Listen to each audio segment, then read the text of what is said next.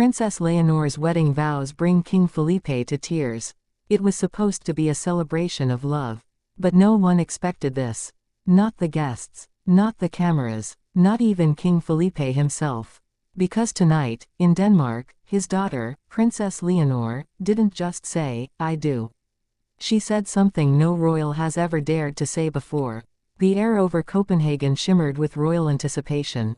Thousands lined the streets. Bells echoed from the cathedral towers. Flags of Spain and Denmark rippled together in the November wind, two kingdoms united in one moment of destiny.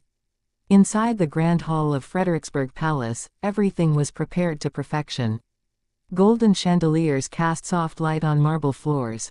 Rows of nobility, presidents, monarchs, and dignitaries sat in reverent silence. But even amid all the grandeur, one man's eyes, King Philippe's, could not hide what today truly meant. The day his little girl would no longer be just Spain's princess. She would become a wife. A symbol. A queen in waiting, with a heart that beat for two nations. Then, the music began. The organ's deep tones rolled through the palace, solemn and divine. Every head turned, every breath paused, and there she was, Princess Leonor, walking down the aisle in a gown that shimmered like moonlight on water. Her dress, an elegant blend of Spanish silk and Danish lace, symbolized her two worlds meeting as one. Her veil, a delicate heirloom once worn by Queen Letizia, fluttered softly as she stepped forward. Behind her, pages carried the royal train embroidered with the coat of arms of Spain and Denmark intertwined. King Felipe watched, frozen in quiet disbelief. He had seen her take her first steps as a child, and now, she was taking her most important step as a woman. As she neared the altar, Queen Letizia gently squeezed his hand. No words were needed, just the trembling breath of two parents watching history and family unfold at once. At the altar stood Prince Christian of Denmark, his expression soft, his posture proud yet trembling with emotion. He looked at Leonor as if the world had stopped turning. Archbishop Henriksson began the ceremony. His voice filled the hall with the weight of centuries, of tradition, of faith, of duty.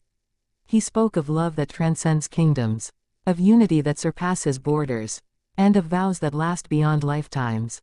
And then, the moment came. The moment that would echo through royal history. Princess Leonor of Spain, the archbishop said, "Do you take Prince Christian of Denmark to be your husband, to share in his duties, his burdens, and his heart, from this day forward?" She looked into Christian's eyes, and smiled. But when she began to speak, her voice trembled, not with fear, but with emotion.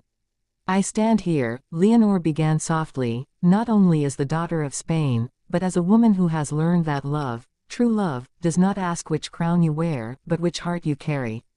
The crowd stirred. Her voice grew stronger. "I have been raised to serve, to protect, to lead.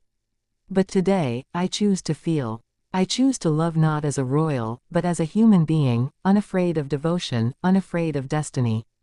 King Philippe's eyes glistened. Queen Letizia covered her mouth, her tears betraying her poise. Leonor continued, her words echoing through the marble hall. "Christian, with you, I have found not only peace but courage, the courage to bridge two nations, two hearts, and two futures. Where there is duty, we will bring joy.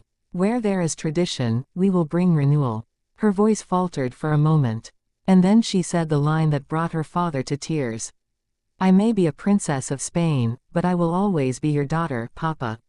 The hall went silent. Even the air seemed to tremble. King Felipe lowered his head, wiping his eyes.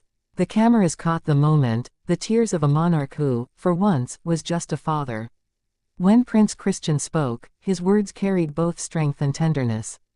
"Leonor," he began, "you once told me that love was the only kingdom that needs no crown. Tonight, I understand." He turned toward King Felipe and bowed slightly before continuing. "Your Majesty, I promise to honor her not as the Princess of Spain, but as the woman who makes every day worth ruling." A murmur swept through the crowd, emotion, awe, disbelief. The archbishop smiled, barely holding back his own tears. And as the vows ended, he declared, "What God and destiny have joined this night, let no crown divide." The applause that followed shook the palace walls. Across Europe, television networks cut to live coverage. Millions watched as the young royal couple exchanged rings, a band of Spanish gold for him, Danish silver for her. Social media erupted. #Leonor and Christian trended within minutes. But beyond the glamour, it was that emotional moment, King Felipe's tears, that became the symbol of the night. Commentators across the world spoke of it not as a royal spectacle, but as a human story. The story of a father letting go, a daughter stepping forward, and two nations united through love. Later that evening, away from the cameras, Leonor found her father in the royal garden. The lights of Copenhagen glowed softly in the distance. Felipe turned to her with a faint smile. "You were magnificent," he said quietly. "You reminded the world that a crown is nothing without a heart." Leonor embraced him. "You taught me that," she whispered. For a brief moment, there were no titles. No cameras. Just a father and his daughter, holding on to the memory of what had been, and what would come next. At the evening reception, held in the glittering hall of mirrors, Leonor and Christian took their first dance as husband and wife. The orchestra played a fusion of Spanish guitar and Danish violin, a melody never before heard in royal halls. Leaders, royals, and celebrities looked on, smiling. It wasn't just a dance, it was a statement. That the next generation of monarchs would lead not with pride, but with empathy. King Felipe danced with Queen Letizia, their faces still touched by the tenderness of what they'd witnessed. At one point, Felipe glanced at Christian, and nodded, as if silently passing the torch.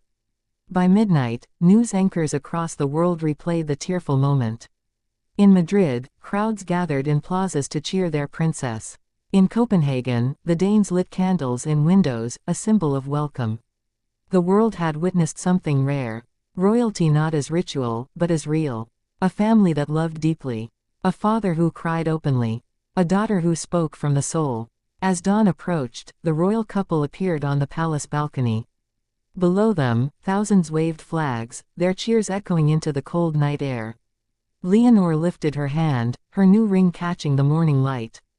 Beside her, Christian placed his arm around her shoulders. King Felipe and Queen Letizia stood a few steps behind, watching, smiling, and perhaps realizing that a new era had begun. Because tonight in Denmark, amid tears, vows, and unbreakable love, a princess became more than a royal. She became a symbol of unity, and of the timeless power of love. They say every royal wedding marks the end of one story and the beginning of another. But this night, this tear-stained, heart-stealing night, will live forever in memory. Because when Princess Leonor spoke her vows, she didn't just move a nation.